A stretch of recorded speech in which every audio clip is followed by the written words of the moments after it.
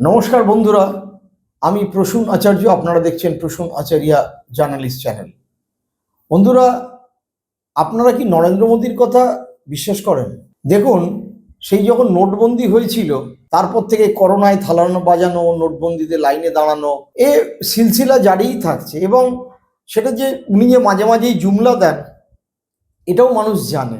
কিন্তু তবু তার এই নন বায়োলজিক্যাল যে একটা এফেক্ট, সেটা ভারতের তামাম মানুষের মধ্যে, বিশেষ করে যারা হিন্দু এবং যারা শিক্ষিত উচ্চবর্ণ, তাদের মধ্যে একটা ভয়ঙ্কর প্রভাব বিস্তার করেছে। ফলে তারা নরেন্দ্র মোদীকে ভীষণভাবে বিশ্বাস করে এবং নরেন্দ্র মোদী যে কাজগুলো করেন এবং তার সবচেয়ে বিশ্বস্ত সাকরেদ অমিত শাহকে সঙ্গে নিয়ে সেই কাজগুলোকে মানুষ স্বাভাবিকভাবেই মনে করে একদম ঠিক ঠিক কাজ হচ্ছে এবং তাতে দেশের উন্নতি হচ্ছে, তাতে ভারত জগৎসভায় শ্রেষ্ঠ আসন নিচ্ছে।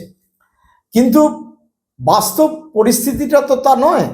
আমি মাঝে মধ্যেই আপনাদের সামনে সে কথাগুলো তুলে ধরি। আজকের যে এপিসোড, সেই এপিসোডে দুটো বিষয় নিয়ে আলোচনা করব। সেই দুটো বিষয় হচ্ছে, এক নম্বর, এসআইআর যে প্রক্রিয়ায় ট্রাইব্যুনাল শেষ অবধি গঠন হলো এবং বারবার ট্রাইব্যুনালের আগে পর্যন্ত ভোটার তালিকা ফ্রিজ করে দেওয়ার যে ব্যাপারটা ছিল, যেটা চেষ্টা করছিলেন অমিত শাহরা যে ওই আইনগতভাবে 142 অনুচ্ছেদ যেটা সুপ্রিম কোর্ট প্রয়োগ করেছে তার আগে অবধি তা পুরনো ভোটার তালিকাতেই ভোট হবে। যদিও এটা নিয়ে খুব বেশি আমার মনে হয় না ভোটার বদল ঘটবে। কিন্তু সবচেয়ে গুরুত্বপূর্ণ বিষয়, যখন পশ্চিমবঙ্গ এবং তামিলনাড়ু এই দুটো বিজেপি বিরোধী রাজ্যের ফুল সুইংয়ে ভোট চলছে এবং 7 দিন বাকি, তখনই পার্লামেন্ট আলোচনা শুরু হয়েছে একই সাথে মহিলা বিলের যে সংরক্ষণ সেটাকে, এবং তার সাথে আসল উদ্দেশ্য হচ্ছে যে ডিলিমিটেশন করে সেন্সাসের আগে সিট বাড়িয়ে দেওয়া। আমি এই কারণে আপনাদের কাছে বললে খুশি হচ্ছি যে দেখুন, আমার সাংবাদিকতার অভিজ্ঞতালব্ধ জ্ঞানে আমি গত 8-9 মাস ধরে একই কথা বলছিলাম যে ডিলিমিটেশন করে এমনভাবে করা হবে যে দক্ষিণ ভারতের সিট কমে যাবে, উত্তর ভারতের সিট বেড়ে যাবে এবং তার পরবর্তীকালে বেশ 8-10টা রাজ্য জিতলেই পূর্ণ ক্ষমতা আসতে পারবে বিজেপি 29-এ এবং তারা সংবিধান পরিবর্তন করবে। সেই ধাপে আসলে নরেন্দ্র মোদী এগোচ্ছেন এবং গতকাল আমি পার্লামেন্টে দেখলাম তারা যে আসল মহিলাদের সংরক্ষণের আড়ালে ডিলিমিটেশনটা করতে চায় যে সেটা উল্লেখই করলেন না। উনি বারবার নারী শক্তি সেই ব্যাপারে জোর দিলেন এবং এই রকম একটা ভয়ঙ্কর অবস্থা তৈরি হচ্ছে। দক্ষিণ ভারত যারা জনসংখ্যা নিয়ন্ত্রণে সফল হয়েছে, যারা ইকোনমিক্যালি উন্নত, তারা ভারতের রাষ্ট্র ব্যবস্থায় তাদের ক্ষমতা কমে যাবে এবং উত্তর ভারতের বাড়বে। এই দুটো বিষয় পরস্পর যুক্ত, কারণ দুটোর সাথেই নির্বাচন যুক্ত, দুটোর সাথেই ভোটাধিকার এবং ভোটারদের সম্পর্ক, শাসকের সম্পর্ক একেবারে সরাসরি যুক্ত। আমি দুটো বিষয় নিয়েই আলোচনা করব। তার আগে বলি, যারা আমার এই চ্যানেলটিকে নিয়মিত দেখছেন তাদের কাছে আবেদন যে আপনারা চ্যানেলটিকে সাবস্ক্রাইব করবেন, শেয়ার, লাইক, কমেন্ট করবেন। তবেই এই চ্যানেলের গুরুত্ব, আর ইচ্ছে করলে আপনারা কেউ কেউ মেম্বারশিপ নিতে পারেন। আপনারা জানেন যে পশ্চিমবঙ্গের প্রায় 35 লক্ষ মানুষ, এই ক্ষেত্রেও আমার হিসেব প্রায় মিলে গিয়েছে। আমি বলেছিলাম 40 লক্ষ অ্যাকচুয়ালি জেনুইন ভোটার বাদ গেছে।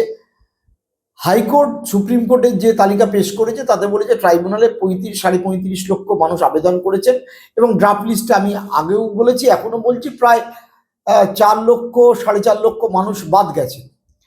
তাহলে সব মিলিয়ে 40 লক্ষ। এনিওয়ে, এই 35 লক্ষ মানুষ যারা ভোট দিতে পারতেন না তাদের মধ্যে একটা ভয়ঙ্কর ক্রোধের সৃষ্টি হয়েছিল।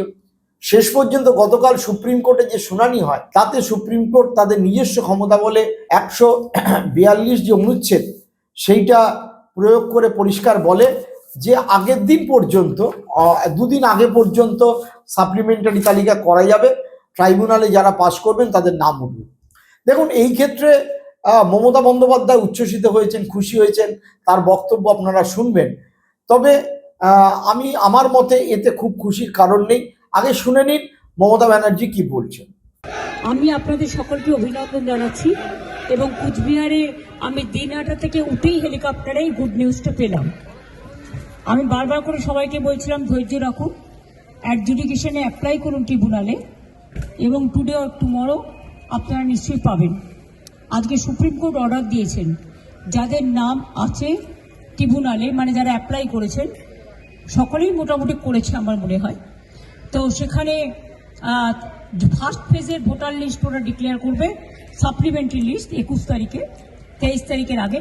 ওটা পেয়ে গেলে আমাদের বুথের সমস্ত কর্মীদের বলবো, আমাদের লিডারদের বিভিন্ন জায়গায়, যে তারা যেন রাতের মধ্যে ভোটার স্লিপ তৈরি করে বাড়ি বাড়ি পৌঁছে দেয়, যাতে ওরা ভোট দিতে পারে যাদের নাম বাদ দিয়েছিল। আর 2 হচ্ছে যে আর 27 তারিখে 29 তারিখে যেটা লাস্ট ফেজ আছে সেটাও 2 দিন আগে 27 তারিখে বলেছে ওটা ট্রিব্যুনাল অ্যানাউন্স করবে ভোটিং রাইটস। সুতরাং I am so happy and I am proud of my judiciary and, এবং আমি নিজে কেস করেছিলাম, এটা আমার কেসের ওপর। মামাটি মানুষ জিন্দাবাদ, মামাটি মানুষ ধন্যবাদ। আজকে আমার থেকে খুশি আর কেউ নয়। আপনারা মমতার বক্তব্য শুনলেন। দেখুন, মমতা এটা নিয়ে লড়াই করছিলেন, উনি এটাকে জয়ী হয়েছেন, C may be happy, very happy. কিন্তু কত লক্ষ মানুষের নাম ক্লিয়ার হবে? এটা আমার ধারণা 20,000, 25,000, খুব বেশি হলে 30,000। তাতে হয়তো 2-4টে কেন্দ্রের ফলাফলের কিছু ইতর বিশেষ ঘটতে পারে, কিন্তু একটা রাস্তা খুলে গেল। অর্থাৎ ট্রাইব্যুনালে যারা যাচ্ছেন তাদের একটা বৈধ ভোটাধিকার আছে। অমিত শাহ বারবার যে বলছিলেন যে এরা সব ঘুষপেটিয়া, এদেরকে ডিপোর্ট করে একেবারে বিদেশে পাঠিয়ে দেব, সেই পদ্ধতি হবে না। সেই দিক থেকে বলা চলে তৃণমূল কংগ্রেস নেতৃত্ব এবং তাদের সুপ্রিমো মমতা বন্দ্যোপাধ্যায় এটাকে জয় হিসেবে দেখছেন। কিন্তু মমতা যদি মনে করে থাকেন যে এইটা হওয়ার ফলে তাদের যে ভোটারদের লস হচ্ছিল সেটা পূরণ হবে, তাহলে কিন্তু মানে তার ক্যালকুলেশন আমার মনে হয় ঠিক নয়। কারণ যে পরিমাণে ভোটারদেরকে বাদ দিয়ে এবার ভোট হচ্ছে, তার অত্যন্ত ভগ্নাংশ পরিমাণ ভোটারই এই ট্রাইব্যুনালে 23 তারিখ ভোটের আগে অর্থাৎ 21 তারিখ পর্যন্ত এবং 29 তারিখ ভোটের আগে অর্থাৎ 27 তারিখ পর্যন্ত সাপ্লিমেন্টারি তালিকায় নাম উঠবে এবং তারা ভোট দিতে যেতে পারবে। তবু একটা, যেটা হিন্দিতে বলে রাহাত মিলা হয়, অর্থাৎ একটা শ্বাস তারা নিতে পারলেন যে তারা ভোটাধিকার অন্ততপক্ষে কিছু মানুষ ফিরে পাবেন। এবং পরবর্তীকালে ট্রাইব্যুনালে এই উদাহরণগুলো প্রেস করে আরও কিছু মানুষ নিশ্চয়ই তারা ভোটাধিকার ফিরে পাবেন। সেই দিক থেকে দেখতে গেলে এটা একটা বড় জয়। অর্থাৎ অমিত শাহ, নরেন্দ্র মোদী যে ব্যাপারটা করছিলেন সেই ক্ষেত্রে কিন্তু কিঞ্চিত হলেও ধাক্কা লেগেছে। কিন্তু দেখুন, আসলে ঠিক এই ভোট যখন ফুল সুইংয়ে চলছে, বিশেষ করে তামিলনাড়ু এবং পশ্চিমবঙ্গ, ডিএমকে এবং তৃণমূল কংগ্রেস, যারা ইন্ডিয়া ব্লকের বা বলতে পারেন বিজেপি বিরোধী জোটের একটা বড় অংশীদার, 50টিরও বেশি আসন, প্রায় 60টি আসন তাদের হাতে রয়েছে।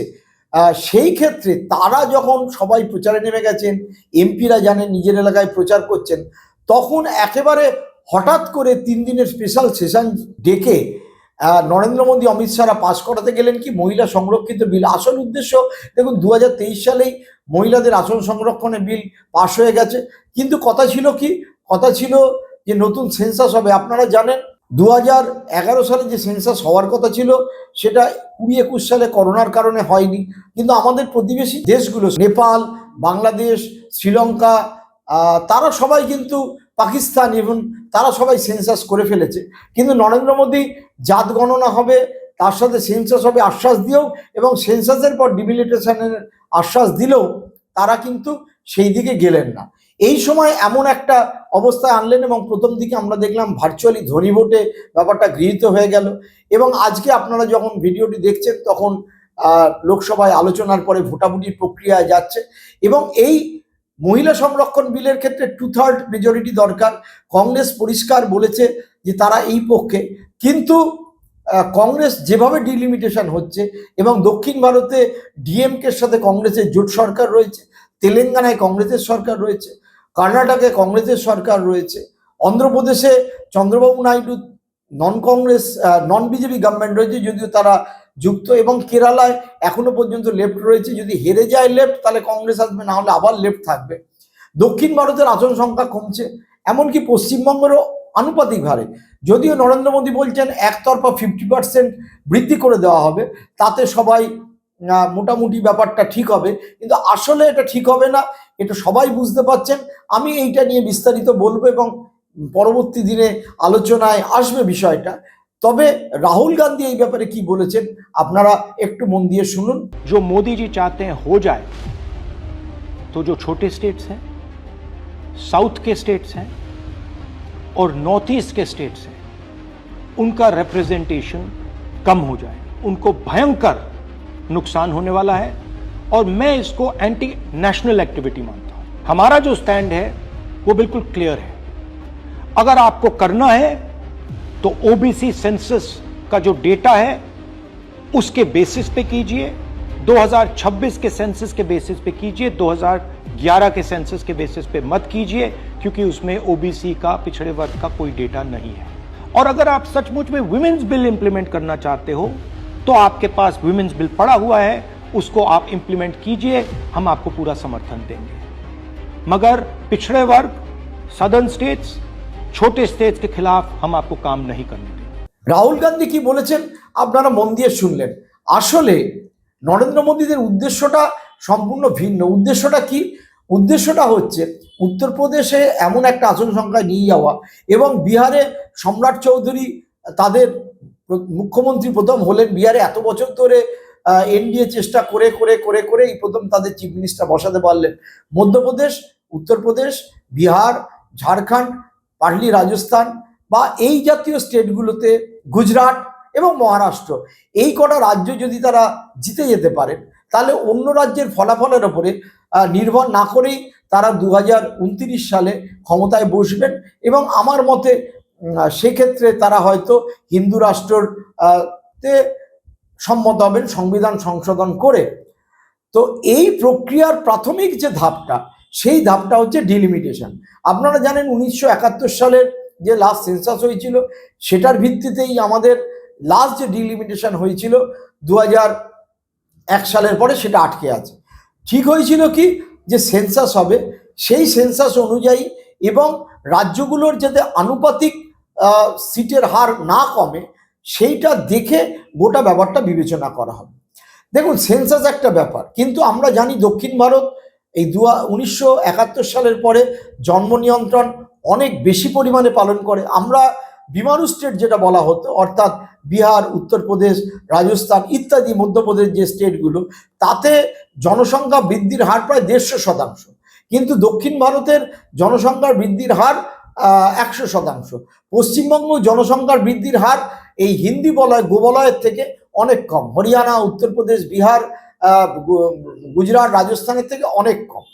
ফলে আনুপাতিকভাবে যদি বাড়িয়েও দেওয়া হয় এবং পরে সেটা জনসংখ্যার ওপর রেপ্লিকা করা হয়, তাহলেও কিন্তু কটা মাত্র রাজ্য জিতেই বিজেপি ক্ষমতায় আসতে পারবে। এবং সেইটা এমনভাবে সংসদে প্লেস করে দেওয়া হলো এমন একটা টাইমিংয়ে যখন যে দুটো মূল রাজ্য, যে দুটো রাজ্যে বিজেপি জেতার সম্ভাবনা নেই, এনডিএ জোট তামিলনাড়ুতে ক্ষমতা আসার সম্ভাবনা নেই বলা চলে, পশ্চিমবঙ্গ বিজেপির ক্ষমতায় আসার সম্ভাবনা নেই বলা চলে, অথচ তাদের এমপিতে একেবারে ডেকে আনা হলো প্রচার থেকে, অর্থাৎ প্রচার থেকে তাদেরকে চলে যেতে হচ্ছে যে ভোট দেওয়ার জন্য। কি ভয়ঙ্কর ষড়যন্ত্র আপনি বুঝতে পারছেন। এবং নরেন্দ্র মোদী সেটা হেসে হেসে কালকে যখন পার্লামেন্টে বলছেন, আমার অবাক লাগছে যে আপনাদের ক্রেডিট দেবো, আপনাদের ছবি ছাপবো, অর্থাৎ পুরোটাই একটা নাটক।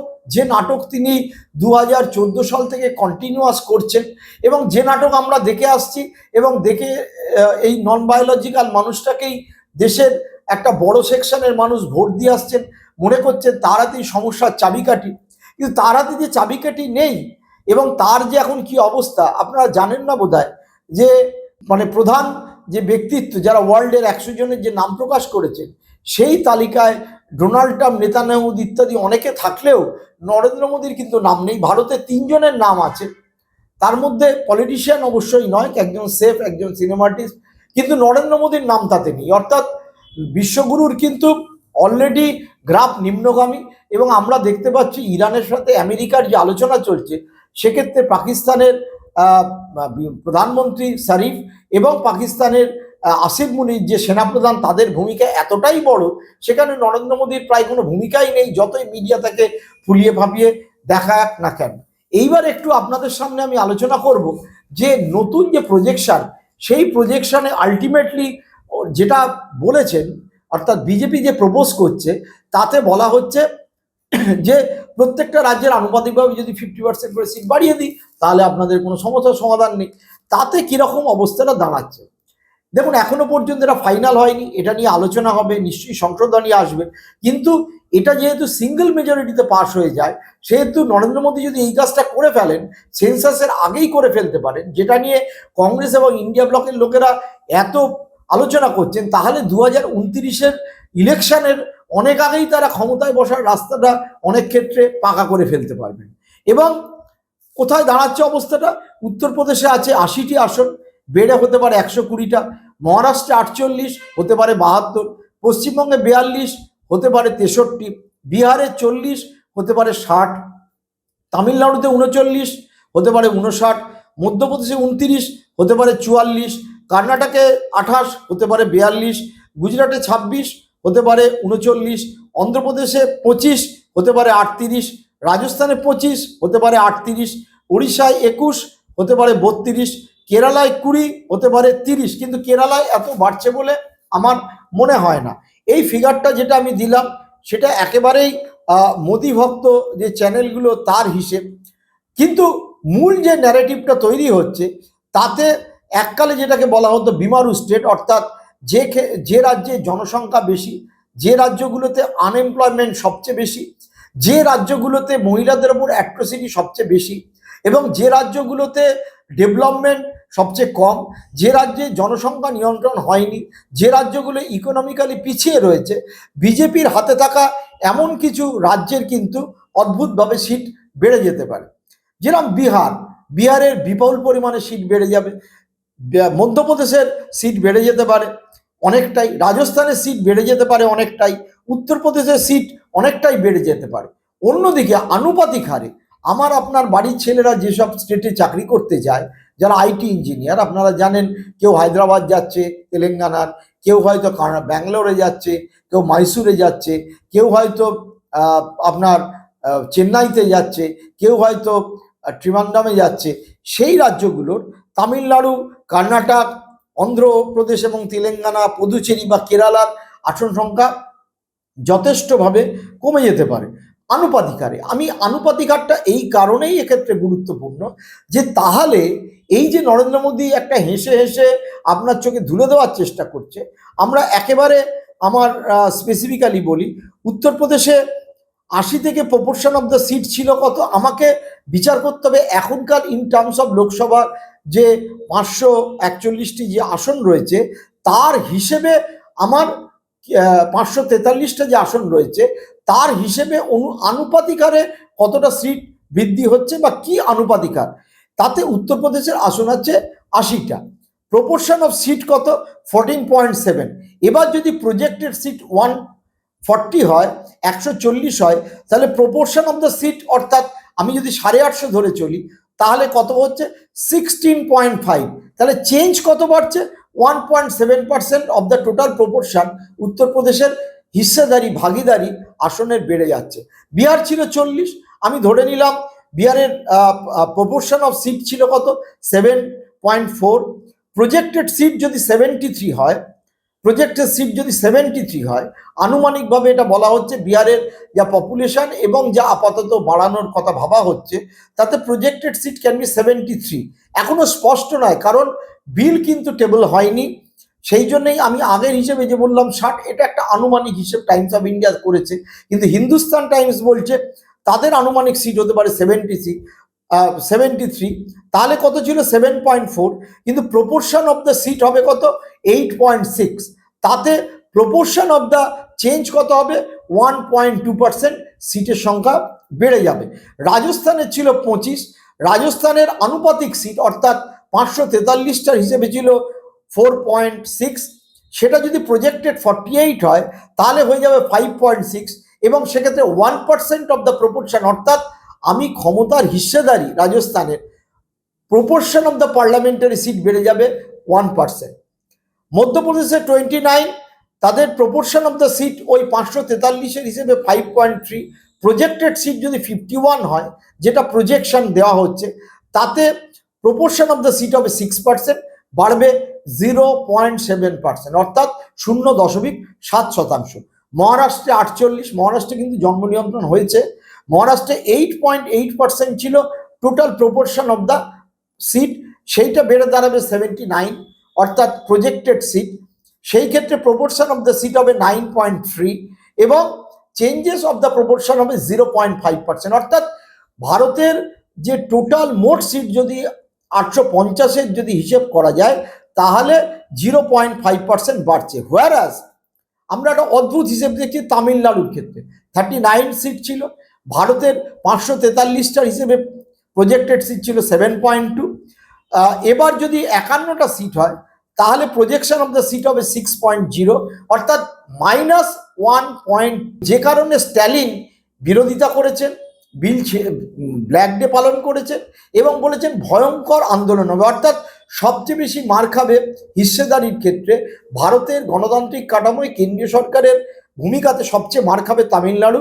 তাদের -1.2% ভাগিদারি অংশীদারিত্ব সিটের তারা যে ক্ষমতা নিয়ন্ত্রণ করতে পারত সেইটা কমে যাবে। কেরালা 20, কেরালার প্রপোর্শন অফ দ্য সিট ছিল 3.7, কেরালা 20 থেকে বেড়ে অ্যাকচুয়ালি 23 হওয়ার সম্ভাবনা, কারণ প্রজেকশন অফ দ্য সিট হচ্ছে 2.7, অর্থাৎ -1% হিস্সেদারি কেরালার কমবে। যে কারণে কেসি বেণুগোপাল গতকাল আমরা দেখেছি পার্লামেন্টে এত ভোকাল হয়েছেন, কারণ হচ্ছে কেরালার সিটের অংশ কিন্তু কমে যাচ্ছে। অন্ধ্রপ্রদেশ তেলেঙ্গানার 42, সেটা ছিল প্রজেকশন অফ দ্য সিট 7.7, সেইটা প্রজেক্টেড অফ দ্য সিট হচ্ছে 59, অর্থাৎ প্রজেকশন অফ দ্য সিট ওই 543-এর বদলে 850-এর যদি হয় তাহলে 6.9, অর্থাৎ -0.8%। আমরা যদি উড়িষ্যার ক্ষেত্রে দেখি পার্সেন্টেজ, কারণ উড়িষ্যা রাজ্য এই সময় যথেষ্ট ইকোনমিক্যালি উন্নত হয়েছে 21, সেখানে তাদের ভাগিদারি ছিল 543টার হিসেবে 3.9%, সেইটা বেড়ে যদি 29টা হয় 39 হবে 3.4%, 580 হিসেবে, অর্থাৎ -0.5%। ওয়েস্ট বেঙ্গল ভেরি ইম্পর্টেন্ট, আমাদের কি পাওয়ার বাড়বে? না, আমাদের পাওয়ারও কমে যাচ্ছে। আমাদের আসন ছিল 42, অর্থাৎ টোটাল ভাগিদারি 7.7 ছিল। এবার যদি 850-এ হিসেব করা যায় ইউজিং সেন্সাস 2011, এই সেন্সাসটাকে বারবার আমরা বলছি যে সেন্সাসটা কিন্তু 2011-র ইন টার্মসে কিন্তু ব্যবহার করা হচ্ছে। এই অদ্ভুত ব্যাপার, সেন্সাস হলো না, ওই 2011টাকেই ধরে ব্যবহার করা হচ্ছে। আমি জানি না এটা কিভাবে কি হবে। তাতে 7.5, অর্থাৎ পশ্চিমবঙ্গের হিস্সেদারি কমে যাবে 0.2%, এবং তাতে ওভারঅল যদি এস্টিমেট করা যায় তাহলে কারেন্ট অবস্থায় বর্তমানে নর্থ ইন্ডিয়া অর্থাৎ গোবলয়, উত্তরপ্রদেশ, বিহার, রাজস্থান এবং মধ্যপ্রদেশ, ছত্তিশগড় যদি 22% যদি পাওয়ার নিয়ন্ত্রণ করত আপনার সংসদের হিসেবে 543টার, তাদের এটা বেড়ে যাবে 25%। আপনারা বুঝতে পারছেন যে 4-5টা রাজ্য জিতলে কেন বিজেপি এত উল্লসিত হচ্ছে। দক্ষিণ ভারত, যেখানে দক্ষিণ ভারত টোটাল টার্মসে 20% নিয়ন্ত্রণ করতে আসন, সেটা কমে দাঁড়াবে 18%। তাহলে পরিষ্কার হয়ে যাচ্ছে এই অবস্থাটা যে কেন বিজেপি এইটা এত দ্রুত ইন্ট্রোডিউসের ব্যাপারে সক্রিয়। এর সাথে আপনাকে ধরতে হবে গুজরাট, তাদের আসন বাড়বে, ফলে তাদের হিস্সেদারি বেড়ে যাবে। এমনি আমরা অমিত শাহ মোদির এই রোজ পশ্চিমবঙ্গে আসা এবং তাদের ভূমিকা পার্লামেন্টে অমিত শাহ গিয়ে এটাকে নানাভাবে বোঝানোর গতকাল চেষ্টা করছেন। প্রিয়াঙ্কা বাড্রা অপোজ করেছেন, আমাদের উদ্ধব ঠাকরের দলের অপোজ করেছে, তৃণমূল কংগ্রেস অপোজ করেছে, সবাই অপোজ করছে যে আপনি 2011-র সেন্সাস ধরে কেন করতে যাবেন। আপনাকে সেন্সাস, আপনি বলেছিলেন যে সেন্সাস 2027-28-এর মধ্যে হয়ে যাবে, আমরা তারপর করব। তাহলে আপনি যখন এটা করবেনই মহিলা সংরক্ষণ বিল, এবং তাতে তো কারোর কোনো আপত্তি নেই, আপনি দুটো একসাথে করুন, সেন্সাসটা করুন, জাতি গণনা করুন, যেটা জাত গণনাটা অন্যতম বিষয়, যে বিষয়টা কিছুদিন আগে বিহারের ভোটের আগে হঠাৎ করে মোদী বললেন জাত গণনা হবে, তারপর সেটাকে ঠান্ডা করে পাঠিয়ে দেওয়া হলো, কারণ সম্রাট চৌধুরীকে তারা অলরেডি বসিয়ে দিয়েছেন। অর্থাৎ মোদির কথায় যদি বিশ্বাস করে সকলে চলেন তারা কিন্তু ডাহা ঠকবেন। আমার শুধু এইটুখানি বলার আছে। ভিডিওটি যদি ভালো লাগে লাইক, শেয়ার, কমেন্ট করবেন। আবার আগামীকাল থেকে ফিরে আসব, পশ্চিমবঙ্গের ভোটের কি রেজাল্ট আসবে সেই দিকে। ভালো থাকবেন, সুস্থ থাকবেন, নমস্কার।